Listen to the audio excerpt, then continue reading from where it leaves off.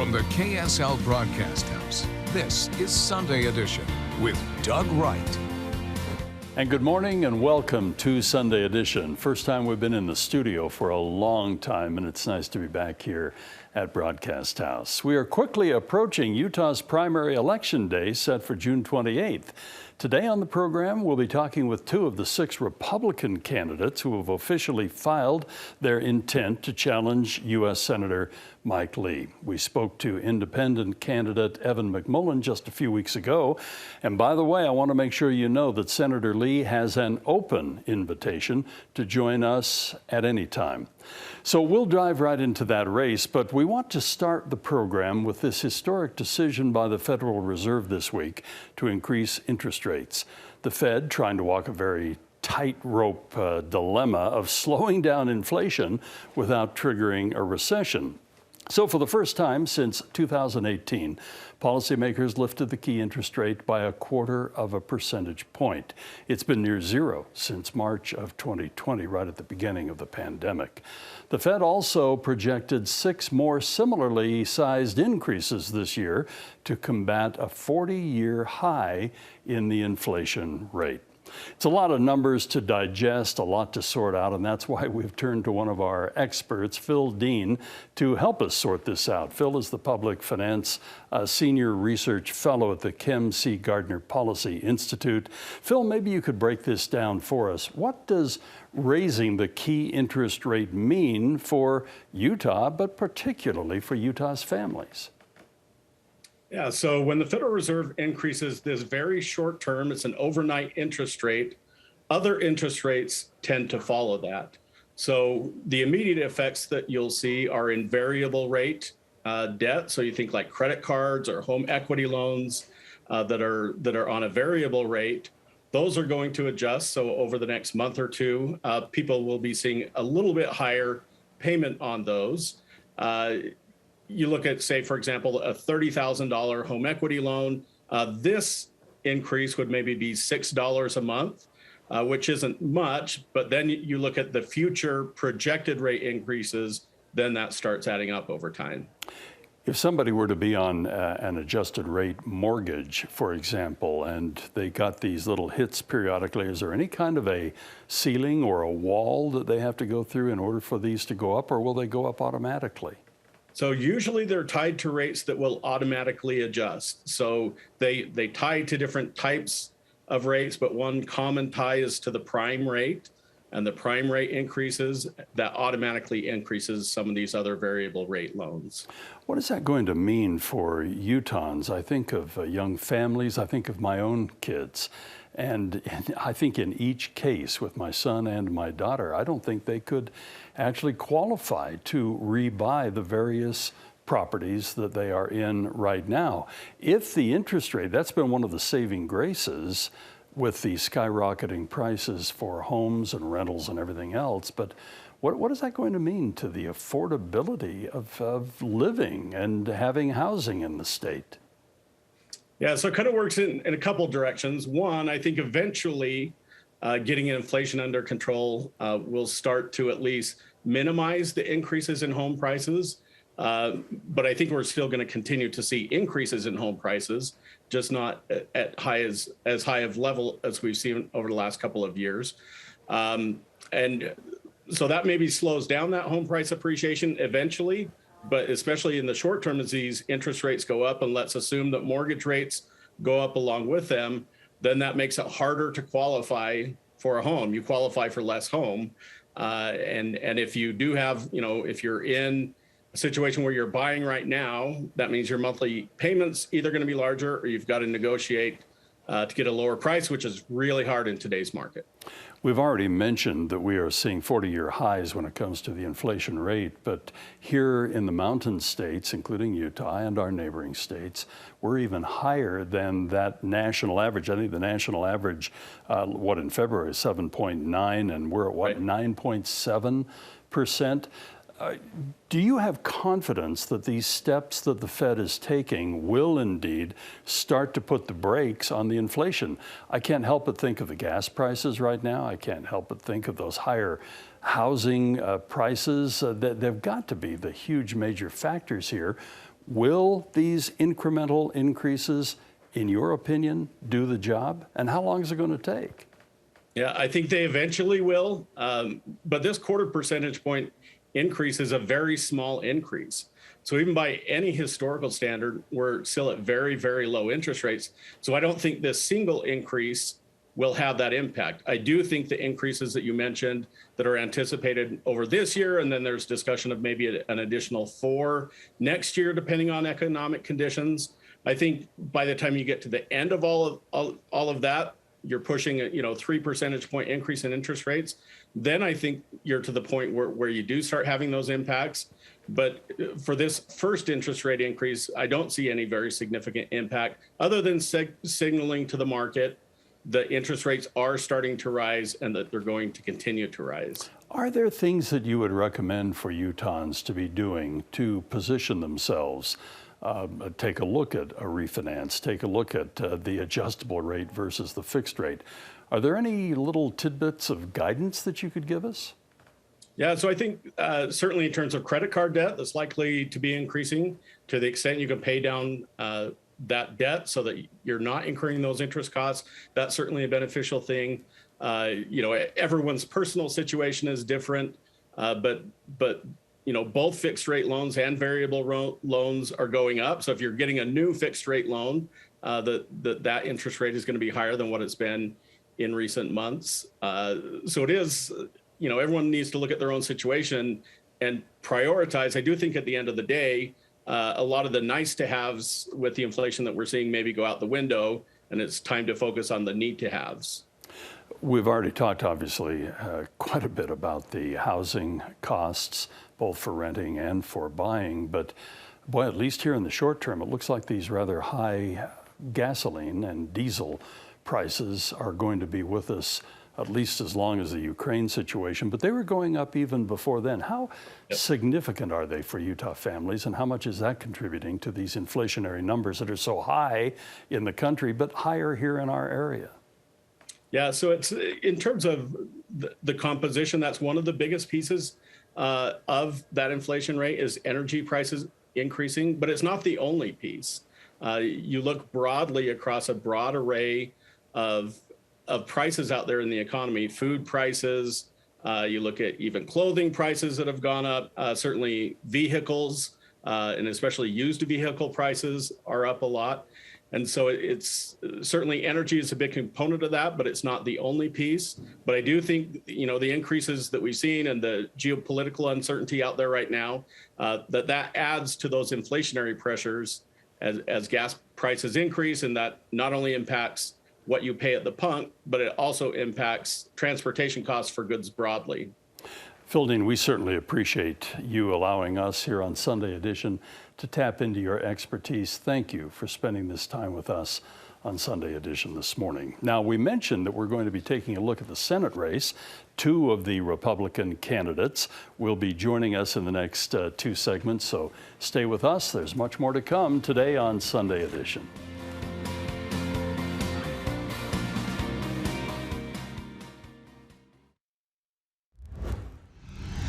Heated race for the United States Senate seat, which is currently held by Senator Mike Lee. Ali ISOM, thank you so much for joining us on the program today. We've been very anxious to talk with those who are contending for this seat, and we've had the opportunity to chat before, but we're a little deeper into the process, getting closer and closer even to the primaries, caucuses in the rearview mirror primarily. And so let's get a state of the campaign. How are things going so far, and where do things stand? They're going so well. I'm so pleased with the effort of our volunteers. As you probably are aware, we've turned in our first batch of 28,000 signatures as we pursue both the signature path and the caucus convention path. So we're waiting right now for the Lieutenant Governor's office to count those and make sure we've got valid signatures. Meanwhile, we keep collecting.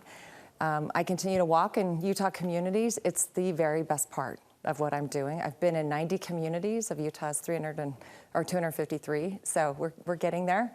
And I've met everyday Utahns all across the state, ranchers, business people, entrepreneurs, local officials, parents, teachers, doctors, nurses. It's just been amazing, and I think I have a better sense now of what matters most to Utah.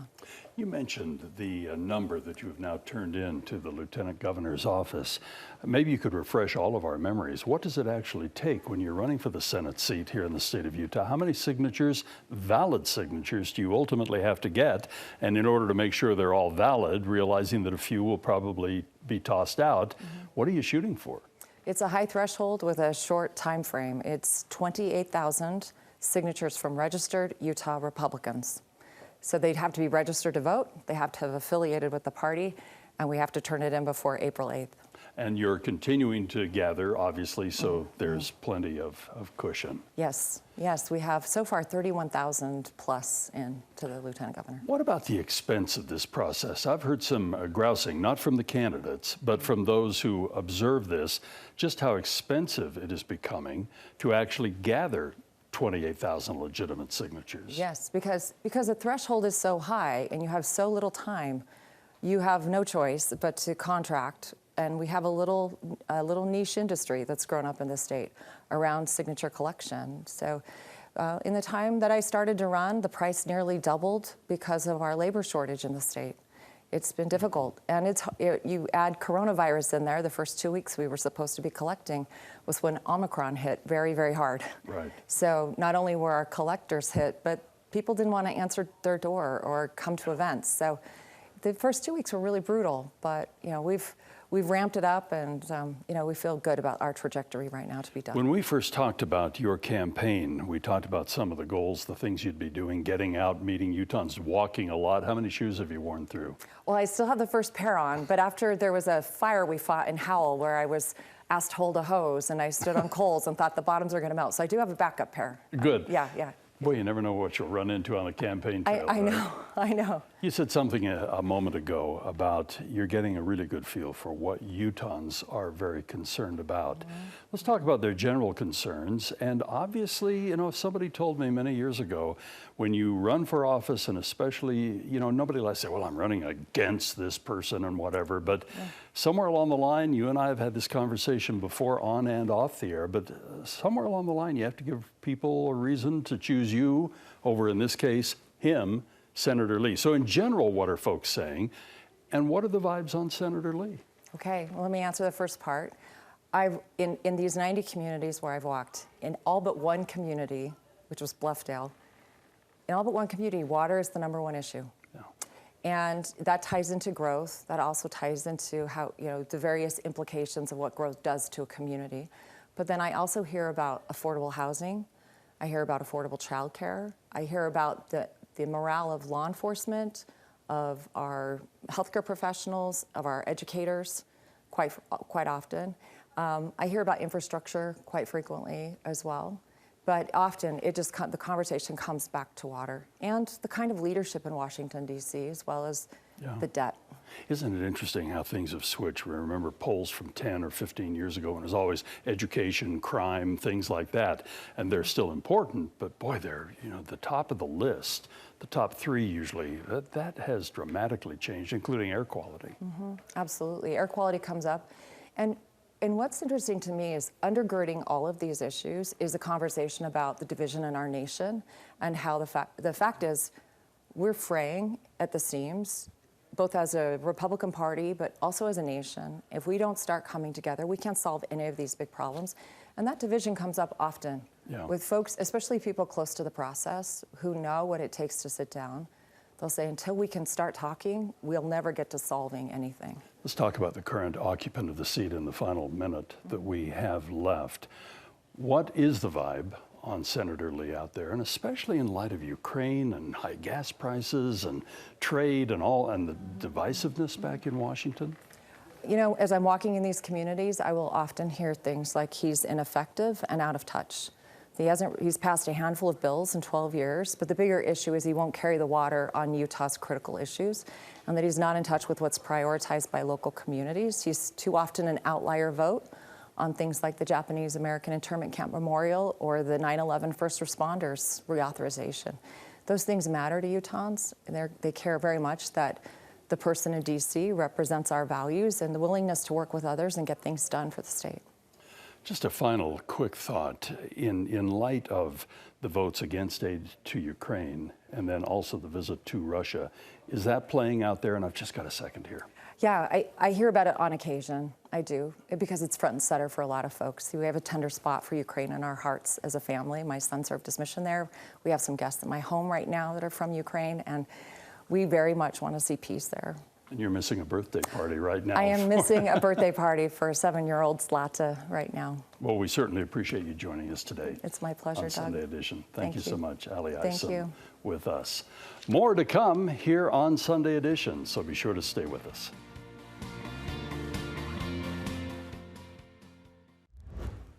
Our next guest served for 10 years as a state representative here in Utah. Now she's trying to represent our state in the U.S. Senate. Becky Edwards is also gathering signatures to appear on the primary ballot this June. And Becky Edwards, thank you for joining us on Sunday Edition. And maybe you could bring us up to date since last we talked. How's the campaign going? Well, it's great to be here with you today, and I am excited to give you a report on how things have been going since we were last together.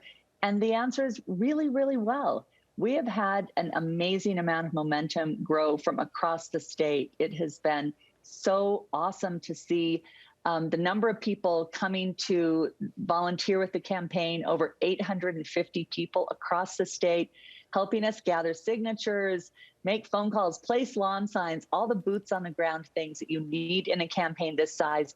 And then as we're going into this caucus convention system, many of our supporters have been elected to represent their communities as delegates. And that's been awesome to see. Just in general, the level of political engagement and community involvement that we have seen grow up around this campaign. And I think it really speaks to people anxious to see a change. How are you standing on the signature gathering process? That's no easy or cheap task to perform. Well, the legislature has set a high standard, which it should be. And I appreciate that the fact that 28,000 is a big number, because really if you're going into this process, you need to assure people to earn a place on that primary ballot that you have enough people sufficient to deserve that position there. And that's why 28,000 is the bar. We actually were the first candidate in this race to actually turn in our 28,000 signatures last week, and we received our numbers for validation. This is people, in order to have their signatures count on those petitions, they have to be registered Republicans, and we had even a higher validation rate than we anticipated, which means we were down about 30%. We're ready to turn in that last 8,000 that got kicked back because, for whatever reason, mostly administrative things, maybe people's addresses don't match their driver's license or whatever. We're in a position where we are, by the beginning by tomorrow, we will be ready to turn in that last 8,000. So we're in great shape. And I think we continue to lead out on that front, as well as other metrics as well. Let's talk about the convention itself. That is such an interesting thing to observe. I've never been involved like you have as a candidate and somebody who is there seeking elective office, but I've covered a lot of these conventions over the years, and they can be very raucous, they can be very passionate. And I think, for example, of our 3rd District representative, who is serving us right now in Congress, John Curtis. And boy, if you'd looked at his convention numbers, you would have thought, what is he doing wrong in the state of Utah? And the same could be said for our former governor, Gary Herbert, when he was running against Jonathan Johnson. What are you anticipating during the convention? And in this day and age, how reflective is the convention of the total populace of the state of Utah? Well, what I know about state delegates is that these are people, by and large, who are good-hearted, well-meaning, and they care deeply about the future of this state. So I respect tremendously their role and the work that they put in. I'm calling delegates every day since the caucus night on March 8th, and I am hearing thoughtful, engaged questions and people who really want to make sure that they're representing their communities. I will tell you, as someone who has been involved in 5 campaigns that involved state delegates, and I had 3 Republican primaries that depended on the state delegate vote, that those individuals have uniformly been people that I have actually really enjoyed my affiliation with. They've become trusted advisors for me in different issues, and I appreciate that role. I will say that in many ways, they do represent the people who show up at caucus night, and that, I think, is the difference. Is if we want to have a system that really represents our community and our state as a whole, we need to make sure that more people show up, because that's where it happens, at caucus night, and I'm excited to continue to work with those delegates in this primary. Let's spend the last minute or so talking again about the motivation. What drove you to seek this office back in Washington, D.C.? Let's discuss Senator Lee, especially in light of what has been happening in Ukraine, his visit to Russia, and so on. That's been a hot topic with Evan McMullen, certainly. And again, I do this with the caveat that we have extended several invitations now to Senator Lee, and he is welcome to join us on Sunday Edition at his convenience at any time. So, Becky, let's talk about that. We've got about a minute to go. For me, Doug, I believe that the privilege and responsibility of any elected official is to really represent the people they've been elected by, to get in the weeds of the issues, to roll up your sleeves and do the hard work of governing. We're at a place right now with the situation in Ukraine, with inflation, with immigration, with the economy. We have a lot of thorny, difficult issues, and over we're seeing that the divisiveness, the hyper-politicization of every single issue, and the ineffectiveness of Congress to actually come together and discuss these hard things and move things forward on behalf of the people of the United States of America is really, really problematic. It's making America vulnerable. It's leaving people behind. And I think one of the major contributors to that gridlock and obstructionism, frankly, is Senator Lee. We can do so much better. My time in the Utah House was a reflection of my commitment to work in a bipartisan way, bring people together, build on common ground, and get things done. I want to work for the people of Utah, and over, Mike Lee's shown that he is not working for Utah. Becky Edwards, thank you so much for joining us. We'll have more conversations, obviously. And thank you to all of you for viewing the program today. Thank you for being part of it. We're fortunate to be back in our studio. Join us next week. And Music and the Spoken Word, that's coming up next.